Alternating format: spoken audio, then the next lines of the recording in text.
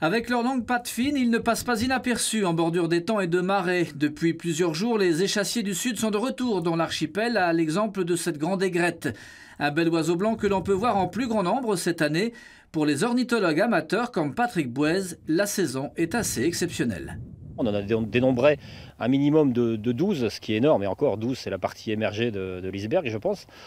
Et voilà, donc des grandes aigrettes, grands hérons, et puis au minimum une aigrette bleue, ce qui est quand même relativement rare sur l'archipel. 3 espèces d'oiseaux échassiers nous rendent donc visite cette année. La grande aigrette, elle se présente chez nous tous les 3 ou 4 ans en général. L'aigrette bleue que voici, l'animal est plus petit et sa présence dans notre région est exceptionnelle. Et enfin le grand héron ou le grand héron bleu, il vient chaque année ou presque au printemps mais aussi à l'automne.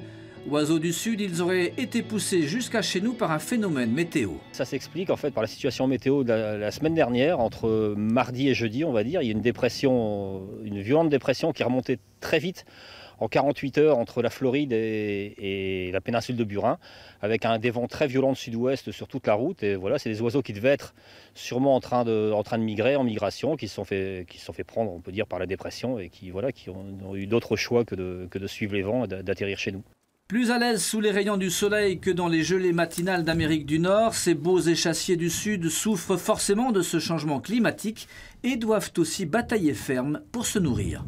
Les étangs sont dégelés, donc ils peuvent trouver un peu à manger, mais bon, c'est quand même difficile. Et les températures, hier, ce matin, -6, -5, c'est vrai qu'on voit les oiseaux qui ne sont pas en forme du tout au lever du soleil.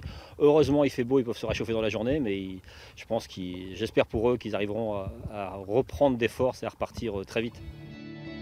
Ces oiseaux, à l'exception du grand héron bleu, ne nichent pas dans la région, mais plutôt dans le nord des États-Unis.